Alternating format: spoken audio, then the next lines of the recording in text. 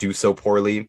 Like, I would say the videos that I've spent the most time on overall, and the ones that I thought would do the best, the ones that my heart were in it the most, they did the least numbers. They did. I was looking at it the other day. Like, man, I remember making some of these videos. I can't believe after 3 years, only 400 people watched that video. Wow, I thought thing we did with the ash, and people don't know this. If you look at a cookbook prior to 1880 or so, where the electric revolution, maybe even through the early 1900s, anywhere in the world, any culture, their recipes called for culinary ash. These are the fine white ashes at the center of the fire pit.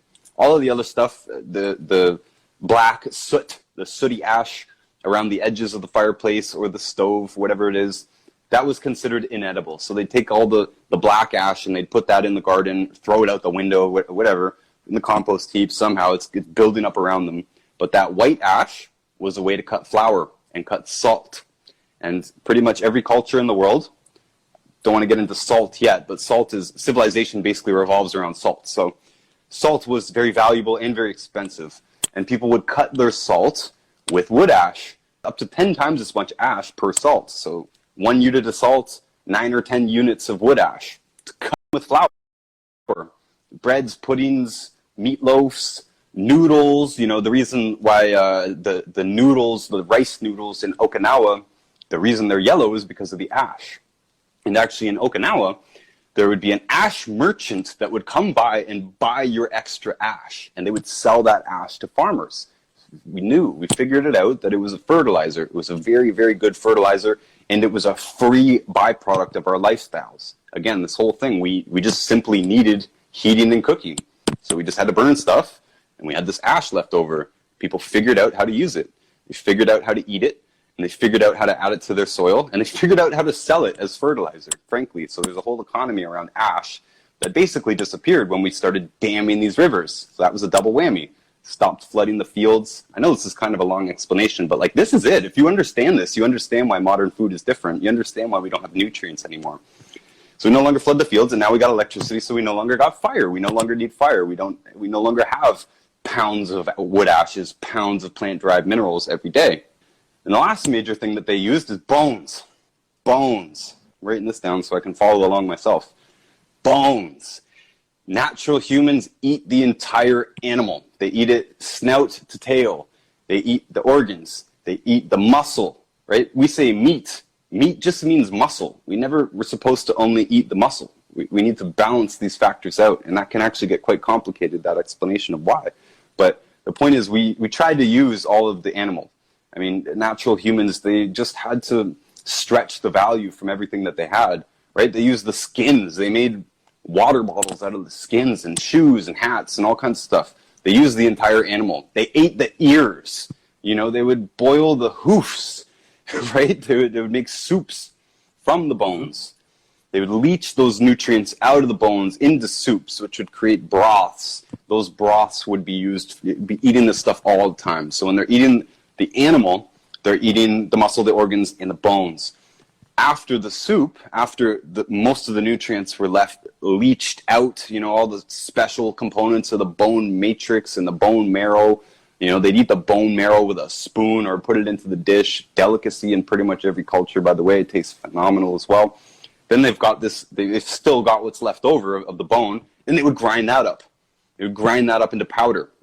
So when we think of flour-based foods now, bread now is flour plus sugar, maybe an egg, you know, flour, sugar, egg. Well, they didn't have processed sugar back then either. Both of those things required milling. Means you'd have to have a milling machine on a river, right? The river turns this big gear, turns another gear, turns a grinding stone. That's a pretty expensive, complicated setup. One mill would usually serve an entire township. So all the farmers in the township at harvest season, they'd all use that one mill.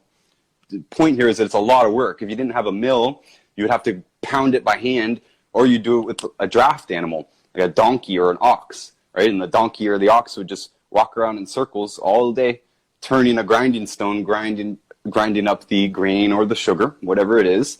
But the point is, they were limited to how much of this stuff they could consume, these white powders.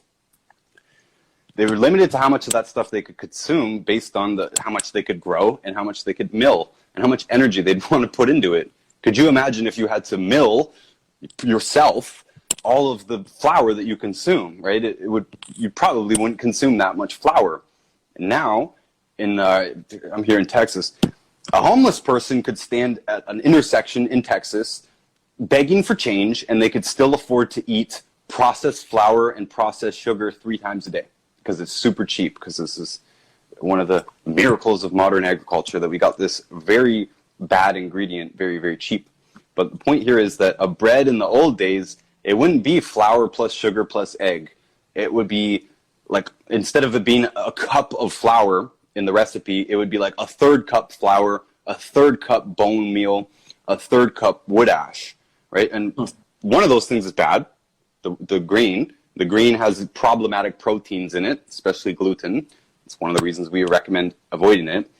But it's got these 2 awesome ingredients in it, right? These 2 other ingredients are super nutrient dense, and one of them is pure plant-derived minerals. So they're just beefing up their breads and their puddings and their soups and all this stuff with plant-derived minerals. And bones are phenomenal as well. Not only are we made of, like, our bones are made of bones, right? It sounds very simple, but like, we wonder why we have so many bone diseases in our society. And those nutrients, that nutrient group, the calcium family, we don't like to just call out calcium, but sometimes I do. I don't mean it to sound like it's just calcium. Bones are about 65% calcium. There's other minerals in there as well. The magnesium, the boron, strontium, key minerals that we require. All these are essential minerals. But there's over 200 diseases in the physician's desk reference that are directly linked to this calcium deficiency, calcium and cofactor deficiency. So we wonder why. Even though we solved this problem 1,000 years ago in China, by the way, by feeding livestock bones and joints. That's how they did it. Grind up bones and joints, they'd feed it to their animals so that the animals no longer got bone and joint problems. And so they'd produce enough eggs and all this stuff. Beyond that, there's thousands of different roles that calcium, magnesium, boron, strontium, that they all play in the body. So